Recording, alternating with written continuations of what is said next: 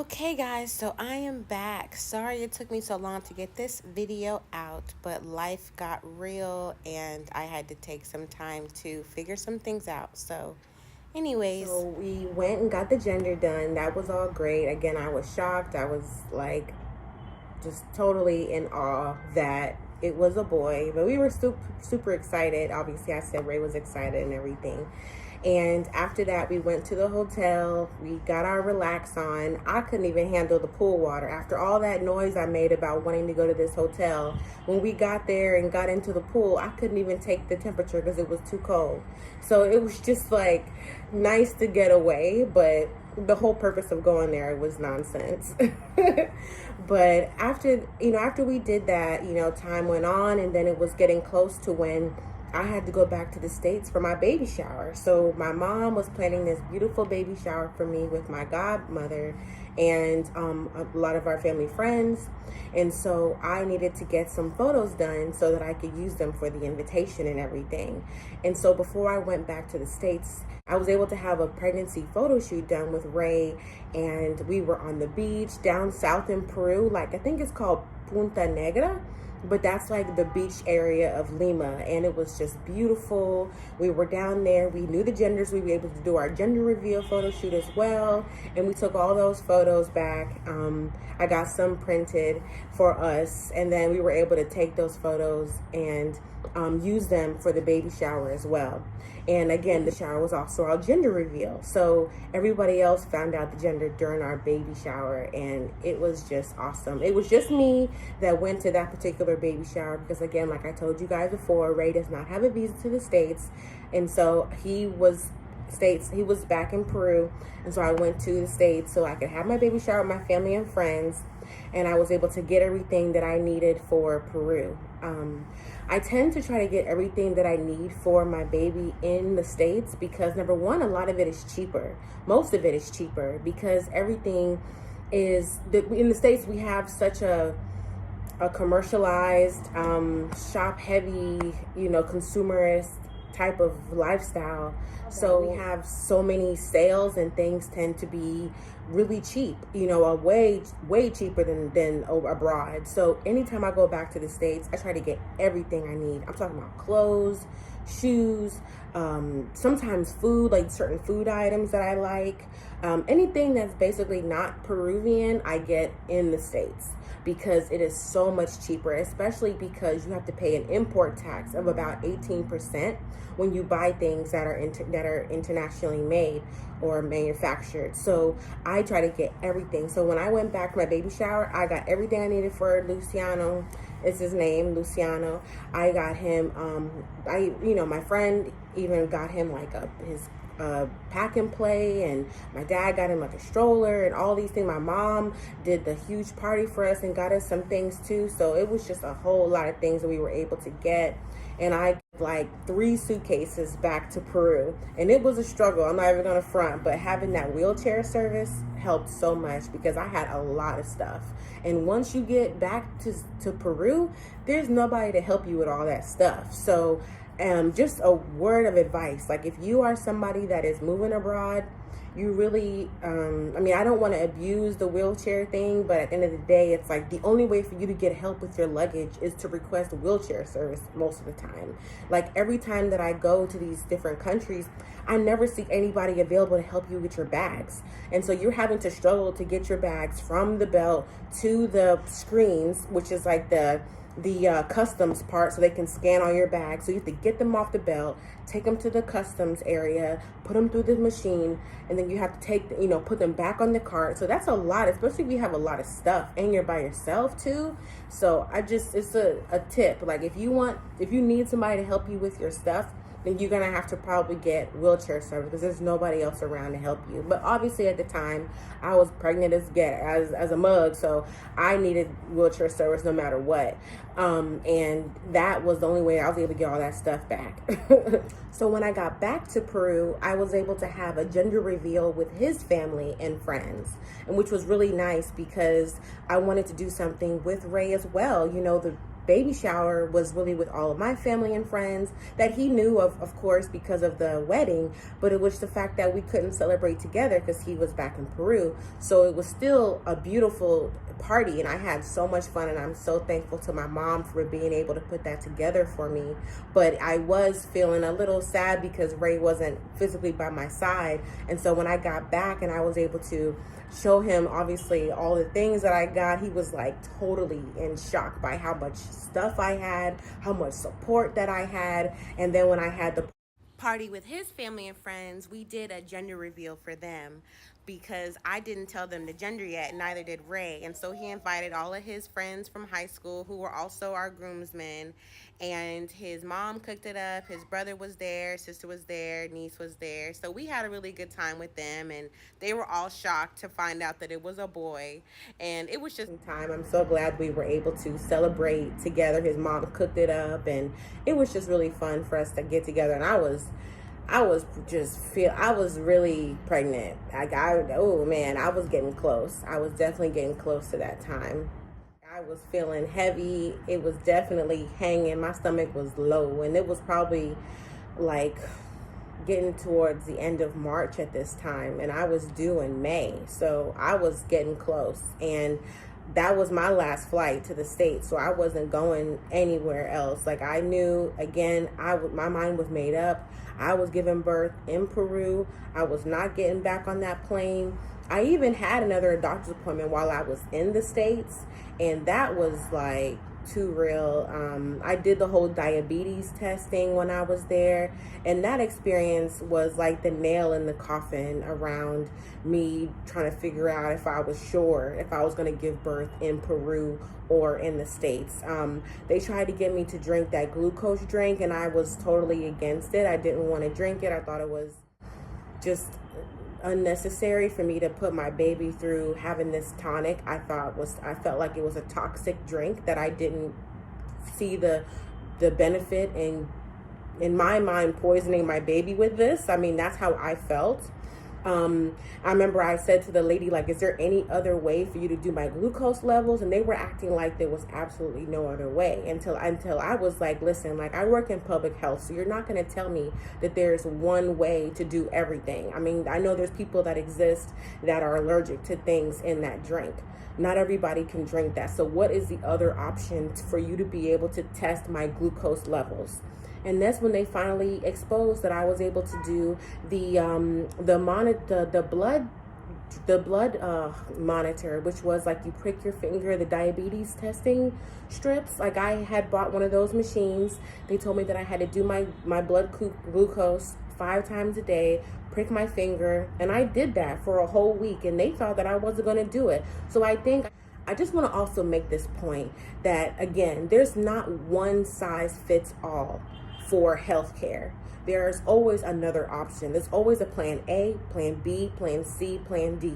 And so if they offer you to do something that is uncomfortable for you, that you are afraid of, that you have doubts about, then don't do it and ask for an alternative, because there's always one. It's just the fact that they just like to do what they are used to. What's the easiest? The easiest is to make you drink this nasty drink, and then for them to test your levels like that. They don't want you to have to go and do this prick your finger 5 times a day. Then they have to look at the list that you write. I had to write down all of my levels.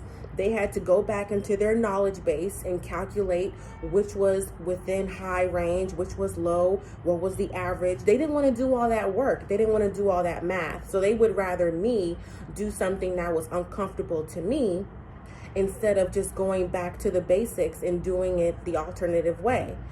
So at the end of the day, like, even with that whole experience and them trying to like bully me into drinking this drink that I refused, and ended up finding out that I was totally healthy, no high risk with the glucose, none of that. So I'm glad that I went with my desires and my first mind, and I did what I wanted to do the way that I wanted to do it, and I had a great result. So there's other ways to do things. So don't let anybody bully you into doing anything. And again, like, The other piece that had me convinced, again, like this is all again nail in the coffin convinced, because I had already made my decision. I was going to get back to Ray and finish my pregnancy there, but it was like nail in the coffin after I had that glucose testing experience, and the fact that I had never even seen the doctor again. Like, I had multiple doctor's appointments when I was there the previous time, and when I came back this time, I had multiple appointments. Like, even when I did that glucose thing, I had to come in 3 separate times for that. And I didn't even see the doctor since the first time I met her when I was there, when I was back in Peru, when I was back in the States in November. I hadn't even seen her since then. I kept having all of my appointments with this Caucasian woman that was a midwife. So I was pretty upset about that, because I had looked for a black doctor for a reason. I wanted to work with this black doctor. I wanted to experience a black doctor because I had never experienced having a black gynecologist or an obstetrician or anything like that. You know, my gynecologist in Atlanta is a white male. So I was excited about being pregnant and having the experience, having the opportunity to have a black doctor for a change. And I did all this research and I found this black doctor. And the only time I met her was that one time. And every single time I went back, it was with her Caucasian midwife, who was nice, but I still really wanted this particular doctor. So I was pretty offended by that I was like I almost went through like a bait and switch kind of thing. And I thought that was pretty inappropriate. Like, what's the point of trying to market all these minorities? Like, when you go into this office, they're marketing like all these minorities, like, we have this minority doctor, this one, this the Indian lady, this black lady, all these. But then you meet with them one time and then everybody else is not who you expected, you know? So that was kind of annoying to me. And again, like when I was in Peru, I have a Caucasian German doctor, and I know that from the beginning, and I've been working with her from the beginning. There's been no bait and switch. I know that I'm going to work with her. I've always worked with her, and that's what it's about. It's about like not having the bait and switch situation. Okay, if I know that I'm signing up with you, I know I want to work with you, not with people that I haven't even researched. I hadn't researched this midwife. I don't know anything about her in Atlanta. I didn't know anything about her. So how am I going to be doing all this research to find out about this black doctor and to work with her and get part of her network just for me to get pawned off to her Caucasian midwife that I have no idea who this lady is? I've seen no bio on her. I have no idea what her record is. And that was just inappropriate to me. So to me, all that stuff matters. And having that experience between the glucose thing, between the baiting and switching with the medical team that I'm supposed to be working with, that was enough for me to say, absolutely not. If I had any doubts, they're gone now. So I just couldn't wait to get back to my medical team in Peru and go back to what I knew and what was not going to be hidden to me. Another thing that happened when I was in the States was that during my last appointment, they were already talking to me about scheduling my induction. And there was no medical reason for me to have an induction discussion at that time. So I was already getting super uncomfortable about how the rest of this process would have gone with them, because I had no high risk anything. I didn't have any issues with my levels.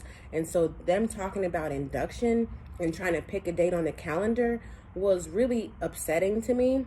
And it really showed me that they were probably going to try to do anything to make me have to get an induction or to make me have to get a C-section, because I had, like I said, I had really good insurance, and I know they would have been super happy to bill my insurance like crazy. So there's a big difference between, you know, probably a $10,000 natural birth in the States versus a $40,000 C-section experience versus $1,200 in Peru. And the only reason why I had insurance is because I was on extended leave from my job. So I could have paid for my entire experience in Peru out of pocket, which is what I did. I was getting reimbursements from my insurance carrier for my birth and all of my medical appointments, but I didn't have to have any sort of insurance for the entire process. Like when you're in Peru, you can actually go the insurance route and you actually go to the hospital and you purchase insurance. Like some insurances work this way. Like you can get state insurance, You can get private insurance. I have insurance now through my husband's job, and we go through the particular hospital that they work with. So a lot of people have insurance like for specific hospital networks. And so because I work with this birthing center, they don't have like insurance for the birthing center. Like it's just directly with them. So I was actually paying out of pocket for all of my medical appointments, any meetings I had with the doctor, any meetings I had with the labs, the actual birth itself, any medications that I needed throughout the experience. Like I had to get on an anti-hemorrhoid cream because I was having a lot of issues with that during my pregnancy. So all of those things were covered by my insurance at the end of the day, but I paid out of pocket for those things.